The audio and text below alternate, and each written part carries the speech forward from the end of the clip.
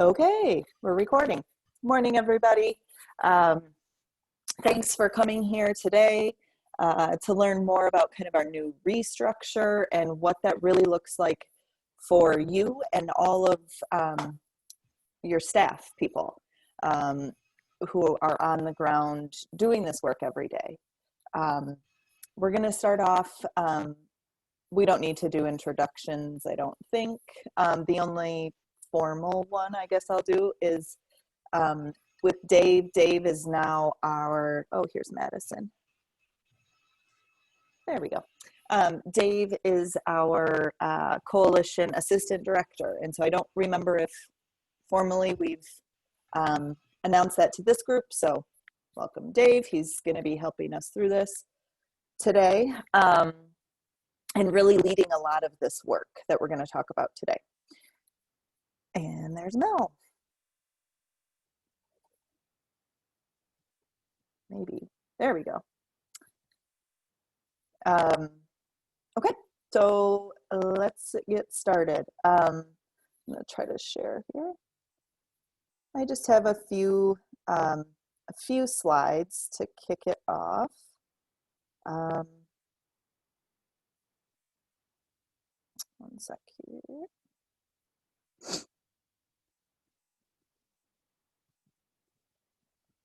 Okay, does that look like a presentation or is it the editing view?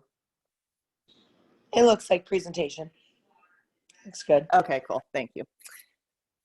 All right, so the new structure of the coalition is really what we're going to be talking about today, and then really getting into a little bit more what the actual working group structure will look like going forward.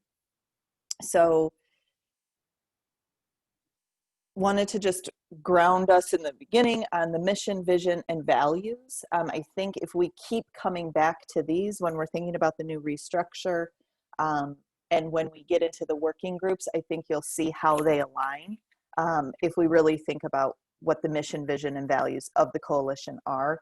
So obviously the mission to make homelessness rare, brief, and one time across all the communities of Northwest Michigan. The vision we have is that communities that are thriving and where people experiencing homelessness have access to a variety of housing solutions and supports when needed to effectively end their homelessness. And then our values are accountability, collaboration, and data-driven decision-making. So we remember that stuff when we're going through this. I think that'll help to kind of understand why we decided to restructure.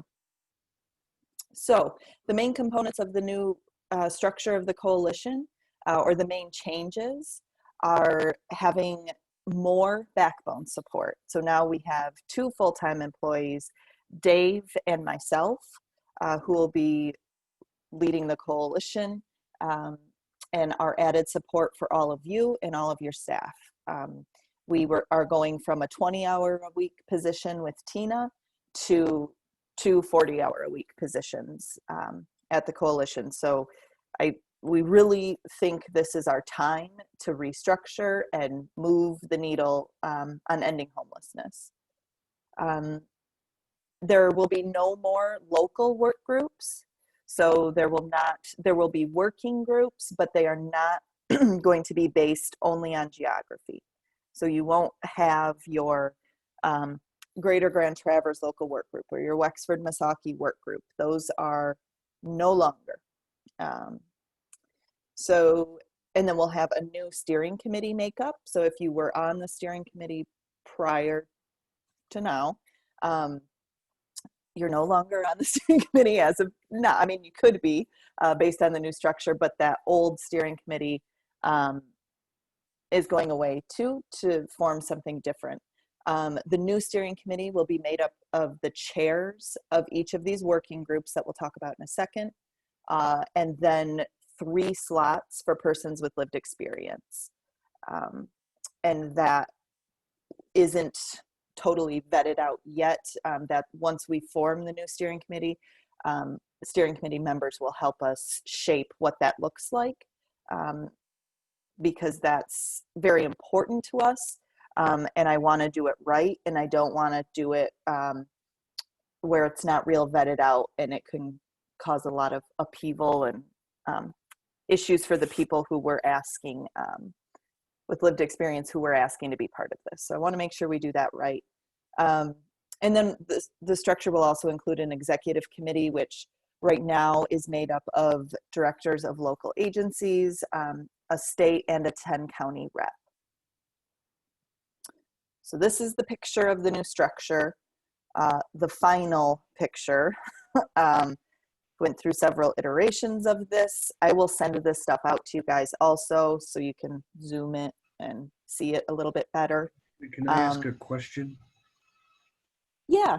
On the slide before, it said a state representative. What does that mean?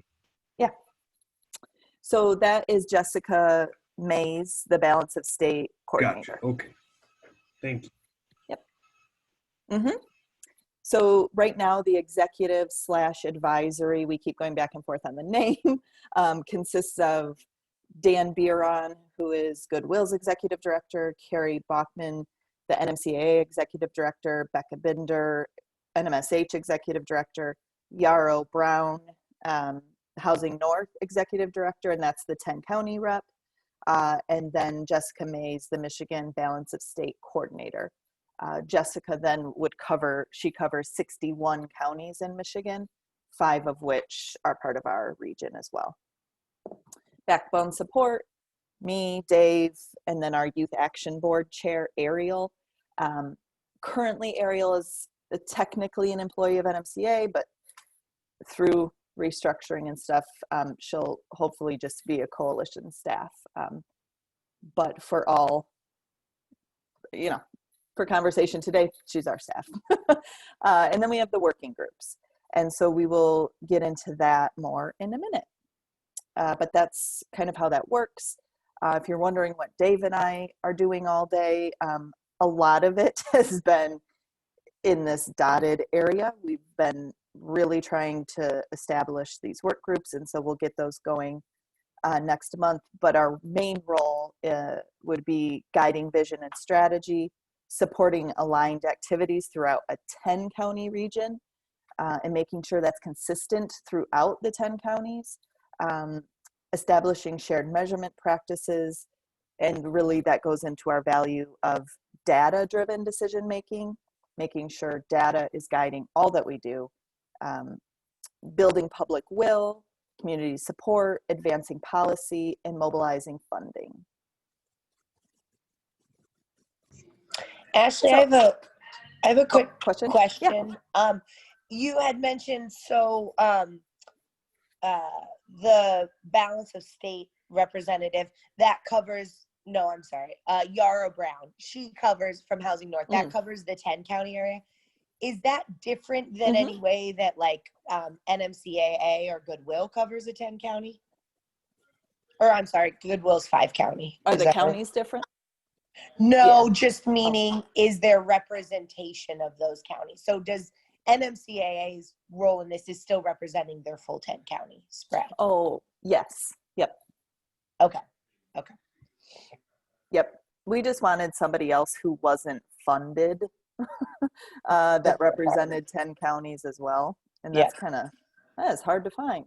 Yeah. Thanks.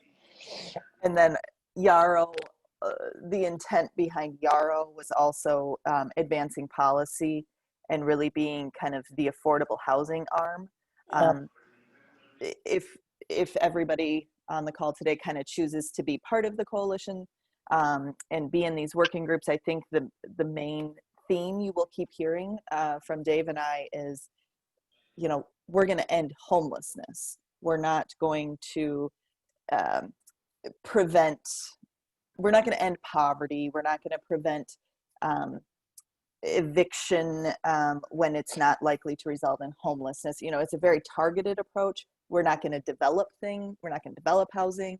So we want to bring in the people that are going to do that work, though. Gotcha. And she's our policy expert. Thanks. So working groups to end homelessness. So the new working group structure, like I said, is not going to be based solely on geography. It's going to be based on criteria and benchmarks to end homelessness, rare brief, one time. And that's how we developed it, based off of what the criteria actually mean. Felt like I'll say I don't want to speak for anybody else. I felt like there was a lack of consistency across the 10 county region.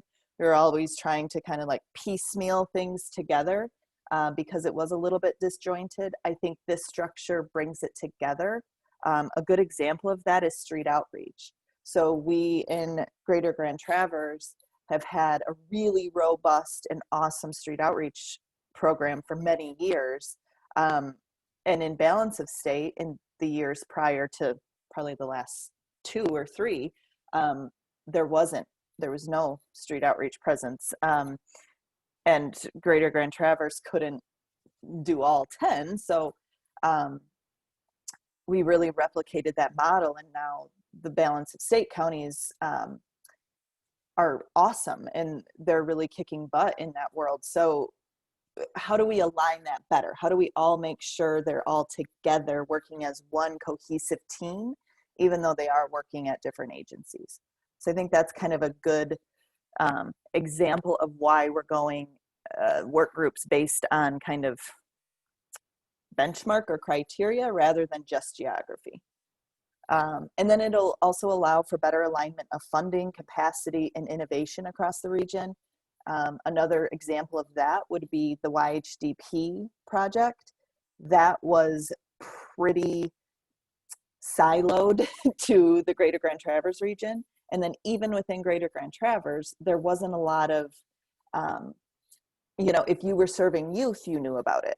If you were serving adult, chronic population, you knew about it sometimes, right? But some of that innovation could have stretched across the region, I think, a little bit better. So those are the why we came to this. The other big one is that we know we're not going to end homelessness in a meeting.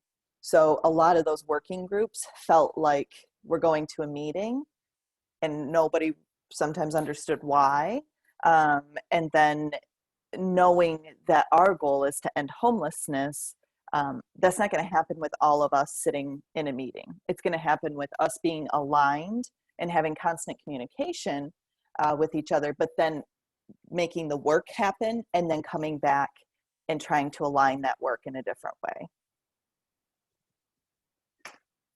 So Dave, this is where I'm gonna bring you in a little bit in a second here. So these are now the new primary working groups. We divided them into primary and secondary. These primary ones are going to be focused really around the benchmarks and criteria of ending homelessness. So we've got outreach and identification, shelter and diversion, coordinated entry, housing and resources, and planning and partnership. The secondary working groups that are not going to be fully implemented yet are going to be communications and marketing and prioritized initiatives. So, and then finally, this other, I don't know how, I'm going to give it to you in a sec, Dave. I don't know how far we want to get into data and standards, but if we think back about our values and having data-driven decision-making be a huge part of this work, we have the data and standards work group, which is really like the CQI, if you're involved in that now, the CQI committee shifting a little bit in focus and really being the overarching continuous quality improvement for all of the working groups. So Dave, I'm going to give it to you if you want to talk a little bit more about, well, first, before I hand it to Dave, do people have questions about this? Let's start there. Ashley? Mm-hmm. The only question I have is what would be an example of a prioritized initiative? Good question.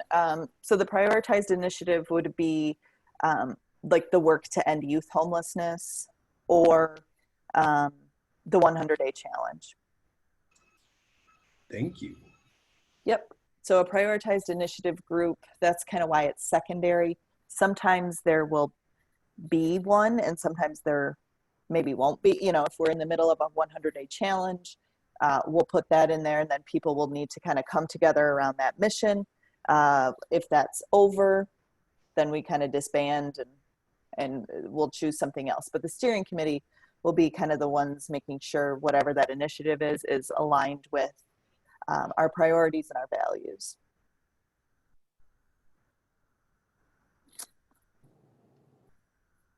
Okay, if nobody else has questions, just stop us whenever. And then Dave, I'll let you talk as much or as little as you want to about the actual groups. Yeah, okay, thanks, Ash. I apologize for turning off my video, everyone. I'm having some audio visual issues here, but yeah, so our plan basically, some of you might have received Ashley's email the other day about some informational meetings that I'm going to be doing next week around really looking at each one of the work groups and talking about, you know, what's going to be happening in there. That's intended for anybody who's interested, anyone in this call or your staff back at the office. If they're interested in one of these priorities, encourage them to register and attend that meeting next week so that we can really talk about the specifics of that particular work group. As a whole, you know, this whole thing is kind of based on it's based on a model that's been around since the 80s, really, around recurrent neural networks. And the way that I figured this to work is really it's going to be a process flow of work groups working on the same issue, but each work group will kind of have a different role in the process. And what this is going to do is give us lots of checks and balances, and it will make sure that pretty much, you know, the entire CQI process involves everybody. So if you step back a little bit and you think about our new structure, on the one hand, you've got the actual structure stuff and our missions and goals that kind of come outside of these work groups. The work groups, if you think about it, are really a giant CQI process for the whole coalition. So the idea here is that you know, there will be a prioritization and a submission of issues into each of these work groups. You know, depending on their specialty, they will talk about it, analyze it, report out to another group who will kind of take everybody's results, combine them into one, make some recommendations to go on to the next step, which would be to basically double check and make sure that recommendations are compliant with grant requirements and don't conflict with other priorities and that kind of thing. And then, you know, it would be moved on to the actual people who are going to implement the change. So it could start off with a case manager and agency and go through this process and come back as an actual change in the process for that case manager. So this is going to be a really important process, and we want our work groups to be fairly diverse, but very focused on their particular piece of the puzzle. And, you know, I think as far as the results that we're expecting, if this works, and, you know, my experience with ending veterans homelessness in Western Misaki kind of showed me how the criteria and benchmarks, if you're working on them, your numbers will follow, and you don't have to sweat, you know, all the details as much. If you're building capacity across the board, you will eventually reach your goal. So that's kind of what we're doing with the work groups. Like I say, I encourage you to attend the informational sessions next week. And, you know, any questions or anything, if anybody wants to deeper dive into exactly how I see this process working, I'm glad to help you out, but there's a lot of details and I don't want to bog you down with that. So You know, come next week and check it out. And if there are any questions now, please ask away.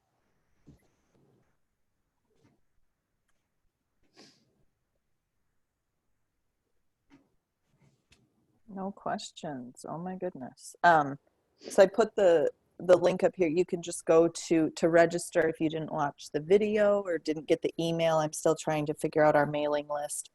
Or it went to your spam, because that's where it went for some people. Just go to our website, endhomelessnessnmi.org, and then I think it's called Working Groups tab, and then you can sign up for each session. The final thing I kind of wanted to show you guys, let's stop sharing. And I can send this, or we'll send these out kind of after the informational sessions. But we've put together a packet. Sorry, my goodness, you think I'd know how to do Zoom. We put together a packet of what each of the work groups looks like. So let's go up here a little bit more. Okay, so we have this packet of what each of these working groups will look like. The packet also includes what it means to be a chair of the working groups and kind of what the, so here's all the working groups, what it means to be a chair and what the commitment looks like to be a chair, because in this regard, it also means you're part of the steering committee. And I think Dave will get into that a little bit more, so have your questions ready for him when you attend an informational. But Dave will, this is going to be one of Dave's main focuses through the coalition, is helping lead these. And so he's not obviously going to be the chair, but he will be walking alongside you guys. So responsibilities of the working group members is also on here, and this will go out, like I said, after the informational sessions.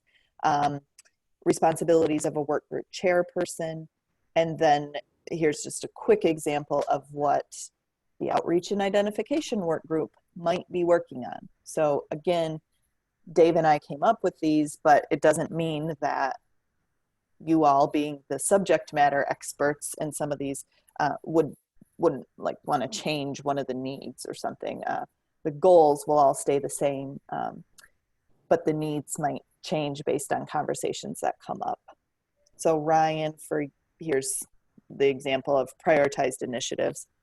So the goal would be for prioritized initiatives to operationalize the work of specific initiatives within the coalition that are aligned with our priorities.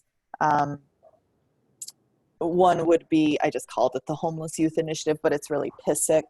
If you go to that, you know what it is. So through that, we've got the rollout and continued support of Next Chapter host homes. Same as all the other things. A goal of that is to implement the Patty's position, the system connector role, continue to hold listening sessions, and then continuous oversight of the coalition projects targeted to serve young people. So if something else came up, like I'm thinking maybe a DV specific project or something, I don't know, that would fall into that. And then also the 100-day challenge to end family homelessness would be in that as well. And likely what we'll probably do is I will be the leader of those two secondary working groups and try to align that while Dave's working on the other stuff. So again, sign up please for an informational session. We will record them and try to post them if you're not able to attend on those specific times. I think, Dave, they're happening next week. Are all of them next week? Yeah, I believe Okay. Tuesday and Wednesday. Okay, perfect. And I hope to record those. I'm just not exactly sure how we'll get those posted once they are recorded, but yeah, we'll figure that out and then they'll be available. Okay. Wow, we did that in half an hour. Does anybody have anything else? Is it making sense? Can we just get some feedback on, if you don't have questions, that's fine, but can you give me some feedback on, does this make sense for people who know how it used to look? This is Becca. I think it does make sense. I do, and I know that I've talked to you, Ash, about like our staff. You know, I would like our lead to be involved in one of these working groups. I wonder what, and this might vary so much for all the people on the call, but I guess I wonder right now, of this information today, how is it helpful that I go back and inform our staff? And I keep thinking from a perspective of like, so primarily they attend the Ray Harris group, right? And that's the true like work on the ground that's, you know, happening. And so how do I almost communicate that to them in a way that links it? Like, I feel like that's just, again, a committee that has stemmed, right? That's all kind of coalition driven type of efforts. And so trying to just communicate to them kind of what that structure means, because they didn't used to attend the local work groups. And then also figuring out how much participation or gauging. So there are areas here in these work groups that I'd like them to engage in. And if we can find capacity for our lead to do that, a general idea on like time that, you know, time in a month that might obligations. Is it an hour meeting? It's, again, the whole point of this is to shift away from it just being a meeting, but ultimately somehow breaking it down to like, you know, are there get-togethers once a month, or is it more ongoing throughout the months? Do you have any guidance on that as to like, if we were trying to fit it, you know, I would like it to be something that Jason could be involved in, but just trying to gauge whether or not he could really commit that capacity at this point. Dave, do you want to answer? Or somebody? Yeah. Really quick, go, and then Dave, more of the time commitment issue, but I could see Jason, like, coordinated entry and housing resources are directly related to that stuff. I think that Jason is have lots of contribution, if you will. So absolutely, I see the value in it like greatly. So yeah, said Dave. Yeah, I think you're right. You know, this is going to be valuable for those in these work groups too. So as far as the time commitment goes, my plan right now is a monthly, you know, online meeting that should last about an hour.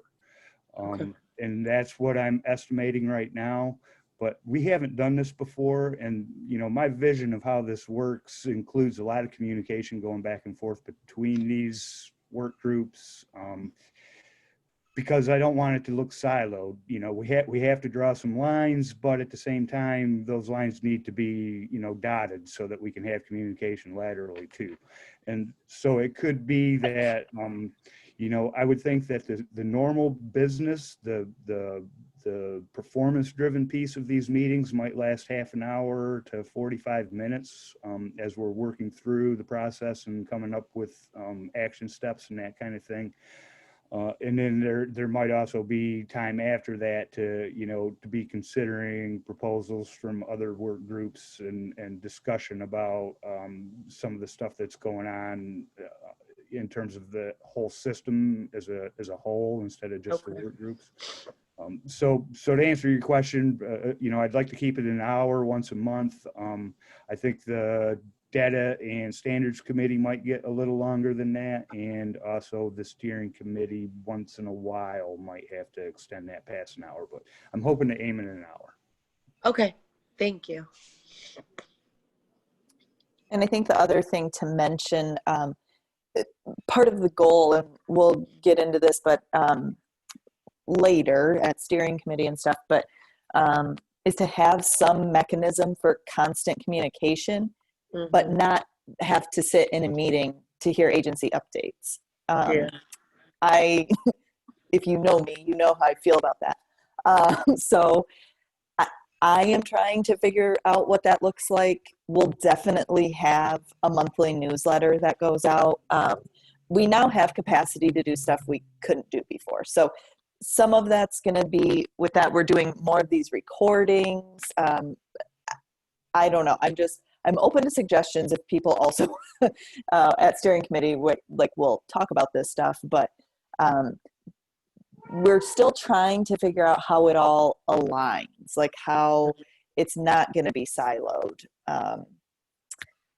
And a lot of that will happen through data and standards, but then how does it get to the folks on the ground without you all as leaders of your teams having to communicate every single thing? Like, we really want the working groups to be made up of the people doing the work. Not that you all don't work or that I don't work, but you know what I mean? The on the ground people, we want them to be there. They haven't really been at the coalition level ever in this really targeted way. So that's kind of our ask today too, is to go back to your teams and figure out who could be part of this and in what group, because we don't want it to be all supervisory staff. Actually, I have a question. So let's see here. Looking at those titles of the work groups and not having housing as my primary day gig, as I like to say, is there a way that you, or maybe there's something that we can fill out that you can help us with this decision? I'm trying to decide, where my talents or lack thereof would fit the best.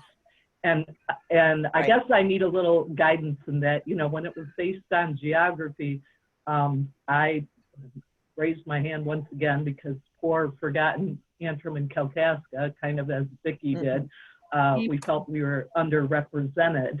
And so now with the new organization, which I think is great, and by the way, thank you very much for not having us go through a whole determination for mission, vision, and values, because I just give it to me and somebody else decide, Anyway, really, thank you for that. But yeah, so I'm thinking, planning and partnerships, because maybe, because I am definitely a connector, I'm a jack of all trades and master of none. So, what do you think about that? If I could just chime in really quick before you get started, Ashley, I really think we think about how we've changed our approach to ending homelessness, right? Before, you had to go to all these meetings or self-help or self-improvement things, right? And some of that is substance use disorder stuff, harm reduction, your world there. We really look at housing first, and how once someone's in housing, then we really have a greater outcome of helping people once they're stable housed with those things. So that's absolutely part of this, I think, in one realm, and maybe it's in the partnership stuff, but absolutely the value of you is still there, is what I'm trying to say. Yeah, exactly. I think it's in planning and partnerships. So if you're thinking about like an informational session just to get started, I think it would be planning and partnerships. And to be completely honest, all of this is not set in stone. Like, the primary work groups kind of are set in stone. We know that's going to happen. But one thing that I think, so I didn't say this in the beginning, but one way that we're going to continue to be connected to geography or area would be myself, probably me in the beginning, becoming more involved with the local, like HSCBs. Or is that what they're always called? I don't know. Sometimes people are calling them different things, but no, they have different names. Okay, but you know what I'm talking about, that, right? Or collaboratives. Yeah, just call those that. meetings, becoming more involved there. Okay. So I'll be more involved in that, and that's where we can, if something's coming up there locally, that's where people could voice that to me. We'll take it back to committee where it fits, because it's just too hard. I don't want communities to lose like the local voice and the local like flavor of what's going on in their communities. But it's too hard to do that. It just doesn't work when you do it only based on that. Does that make sense? Like Antrim County can't take on shelter and diversion and outreach and housing and supports and partnership. Like it needs to be connected to the larger system, but still be able to tell us what the local issues are. And so that's going to happen, I think, through just having me be available to you guys in a different way, and then going to the collaboratives also. So I really think if you're struggling to figure out where you might fit, I would definitely say it's planning and partnerships for now. And then if something stems out of that, you know, like what Ryan was saying, I think maybe we'll find like there's this huge connection to people leaving, we already do this, but substance abuse treatment facilities into homelessness, right? So maybe we decide that's a huge issue, then that's going to go into our prioritized initiatives. We're going to vet something out and then disband after we figure something out. So hopefully that answered the question, because I don't know. Sometimes I don't know all the answers yet. We haven't done this. If I could just add, you know, especially for the 5 balanced estate counties who sometimes feel like they don't have access to all the resources that Grand Traverse has, you know, a work group like the Coordinated Entry Work Group would be a great place to be, because part of their mission is going to make sure that you know, the access and services are equally distributed across our 10 counties. So just throwing that out there is another place to maybe start, especially if you don't have a specialty, but you just want to make sure that all the populations are being addressed.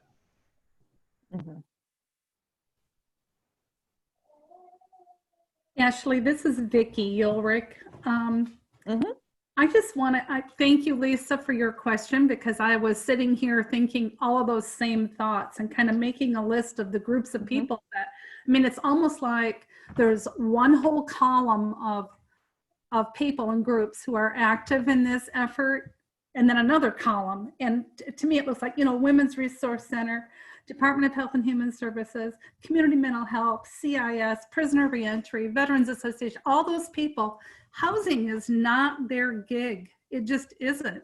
But they need it in a desperate way. And they have no access to this information unless they become involved in this group. And then you look at the model and I'm thinking, we don't fit anywhere in there, none of us. So, but at the same time, the model, the new restructuring makes absolute sense. And so I think, how do we make that connection, and how do we get that information so that we can share it with the people that we encounter every day that need these services? So yeah, I think Lisa hit the nail on the head when she's like, where do we fit in this, and, you know, if at all? And so, and I will be the first to say that during my time being involved in serving in a work group and serving on the committees and all of that, it's been absolutely mind-boggling to me to listen to NMCAA and Goodwill and Mishta talk at some of these meetings. It may as well be in another language. I have no idea what they're talking about 95% of the time. So it's frustrating. And then I get back to my department and my director is saying, well, what did you find out at the meeting? What's happening with homelessness? I have no clue. That's my answer. No idea. So I'm hoping that maybe this will be a help in that regard, getting into planning and partnerships, and so you're dealing more with something that makes sense in my world. Yeah, and I hear you, and that is why we came up with this. I think, Vicki, what you're saying, I hear what you're saying, and I totally agree. I'm glad you said none of it made sense, because that was a point I was going to make. Like, what was the point of it? What was the point of the steering committee? What was the point of the local work groups when we had all these people there, and you're glazing over because none of it makes sense to you? So you exist, like you were there, but being there was not ending homelessness. Being there was not even helpful to you. So I'm hoping with the planning and partnerships, that's going to be the way that it's helpful to you, because you're all going to be kind of at the same level of understanding. And then I'll be there, or Dave or whatever, and you're going to tell us what you need and we're going to give it to you in a way that makes sense for you. Because then you'll be able to go back to your supervisor and say, hey, this is what they're doing. And then my job is now going to be telling people what we're doing in a way that they can understand it. I think that's been a huge piece that's missing. Nobody knows we exist sometimes. Nobody knows what we're working on. And we do really great, cool things that are innovative, that really end homelessness for people. But we were really bad at telling people what we did in a way that they could understand. So that's going to be my job. That's going to happen through planning and partnerships. And then you'll also see it through these newsletters and things like that. So you're not going to have to always come somewhere to hear what we're doing. And the hear what we're doing part is not going to be in housing jargon and a million acronyms. Right. Yeah. So I guess I'll just ask you to hang in there and hope that it works. And if it's not working, tell me, because that is my goal, to make sure that everybody is understanding, because I value those partnerships and we need that. We need you guys in the work to end homelessness, just not right in the same targeted way that other people are. Right. I understand that. And so I'm excited about this restructuring, and I'm hoping that it bridges that gap where and ends those meetings where I just sit there and think, my brain is not grasping any conversation. Well, and Ashley, just to jump in one more time, Vicki and I, when we were doing the local work group, we had some momentum at one point where we really wanted to do some local things. And we didn't get completely shot down, but we got hung up in all the requirements that were being sort of foisted on us by being our own local work group, that were dictated by HUD. And this is the part where she's talking about, yep, that's a different language, so, yeah, okay, Tina, whatever you need, I'll make it happen. I don't know why I'm making it happen, but, and so if there's a way to somehow, and you said that you're really looking forward to getting that local aspect, because let's face it, in our 10-county area, within that, we have pockets of complete different cultures and situations or whatever. And so I guess too, I would say that I would like to be put on or volunteer for something where we can just make things happen that make sense, that this is what we want to do because this is how it would help or whatever. I'm an action person. And yeah, I believe in rolling up my sleeves and getting in there. So. Yep, and I think this will allow for that. An example of that would be, we did that in Greater Grand Traverse. People kept saying host homes, host homes, host homes. It wasn't completely able to be funded under HUD. A lot of it is, but some of it isn't. So what locally could we, drum up to make that a reality? We did, but that needs to happen everywhere. So the alignment of funding piece that falls under what my job is, I'm going to be able to be there locally and say, okay, maybe we could leverage this federal pot of money and maybe we can't. And if we can't, how are we going to make it work? And maybe we don't need money or whatever the case is. But I think just having more support, Tina was great. Her brain works in ways that mine doesn't, about funding and money and all of that. But yeah, I think only 20 hours a week, we had to be laser focused on the federal stuff. And now we have more capacity to be able to get some other things done.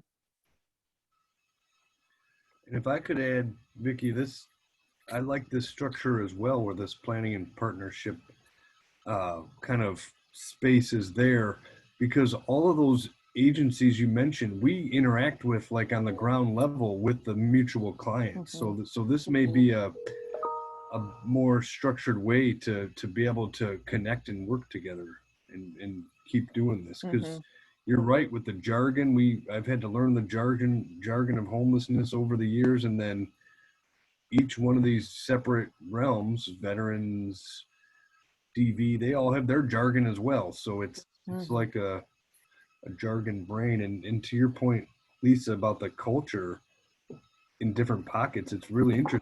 Like even in outreach, working with a veteran in a campground in Bel Air is much different than a transgendered youth in a shed in Mansalona. So I really like this structure. Those were real examples, by the way. Anybody have anything else before we hop off? I appreciate all the discussion and questions. And I was going to say your original question about feedback. I really like this structure and this added capacity to do this, and the way you guys have laid it out is very nice. And, you know, we'll tweak it as we go along, like you said. One critical feedback, if I could give, that kind of hand you guys have as the symbol for outreach is kind of creepy to me. I wonder what do we have?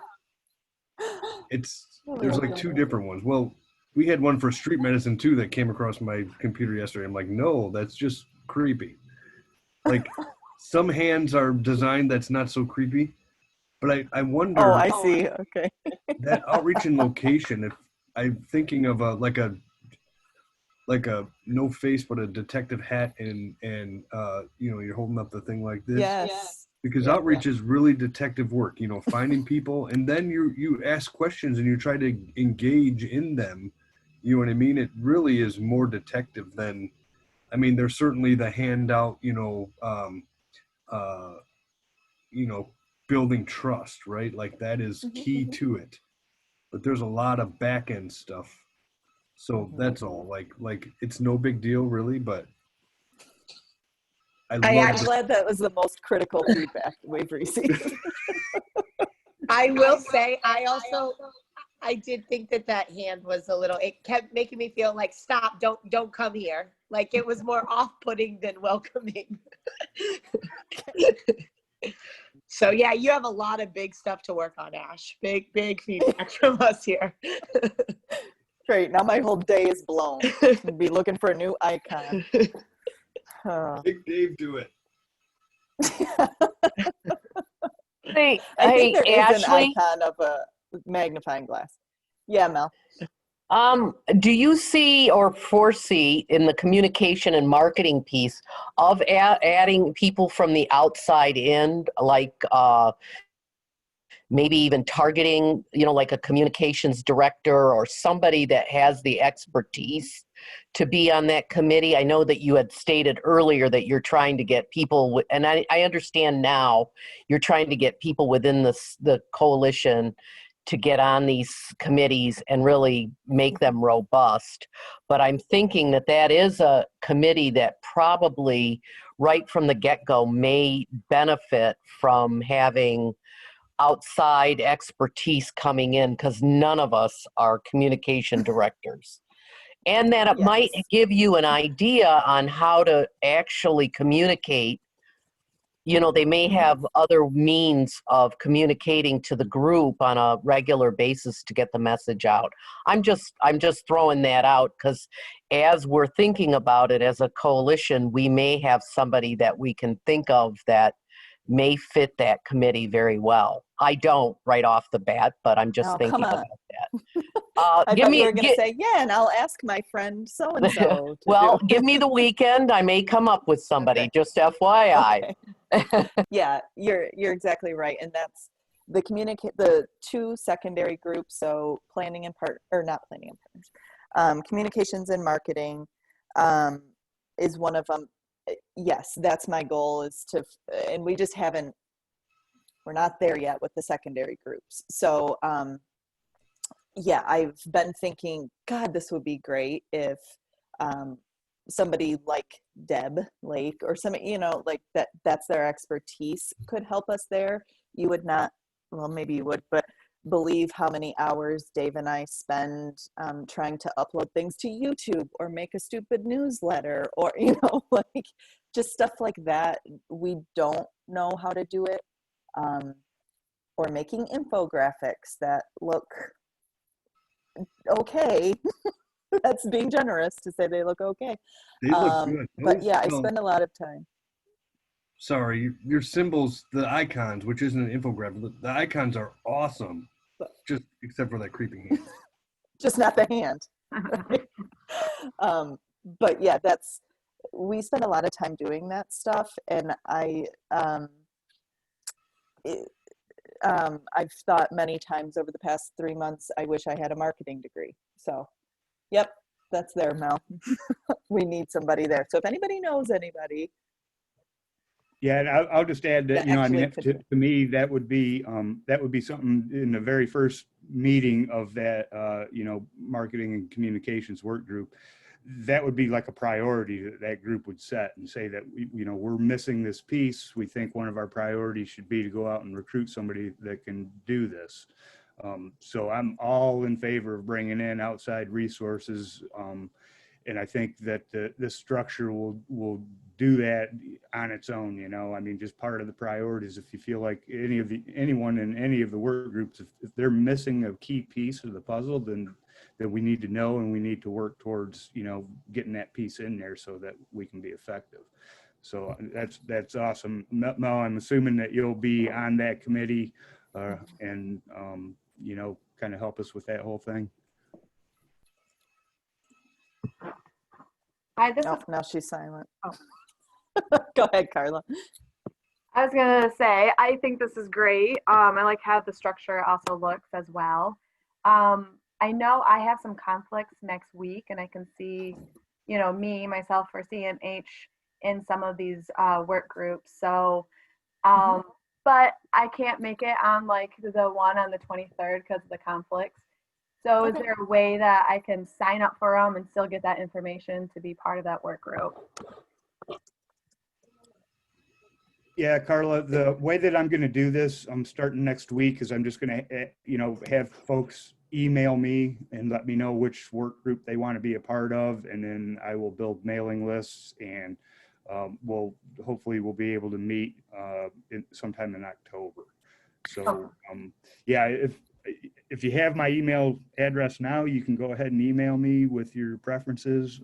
And then don't feel like you have to make, a decision right now that you have to live with forever. These committees will basically be open to people coming and going. We want people to commit and actually stay with the group long enough to be able to, really make a difference. But we understand that things change, and so people are going to want to come and go. So that's all good.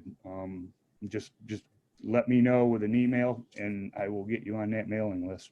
I will do that. Thanks, Dave. Yeah, you don't have to sign in blood that you're gonna be part of one of these, but we do want it to be that you'll, at least after you figure out what it really looks like, to be committed to going. I think that's one of the reasons we struggled before too. And I was part of that. Like I would go when it was convenient to me to the local work groups. So we want it to be really productive and intentional. So, and Dave's email is in the chat now. It's dave@endhomelessnessnmi.org.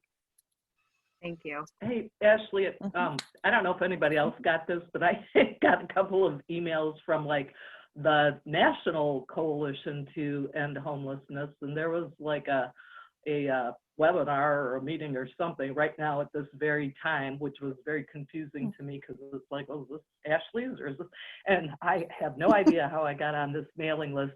But when I sort of looked at it, it was from the feds, but it was all about teaching homeless people how to vote, believe it or not. And I just wondered if anybody else got that. That was probably the National Low Income Housing Coalition. There's okay, well, whatever. Yeah. These COVID times has got a lot of web meetings going out, and they're coming from all different ways. So I feel your Okay. pain, Lisa. Yes, Okay. I got that too, Lisa.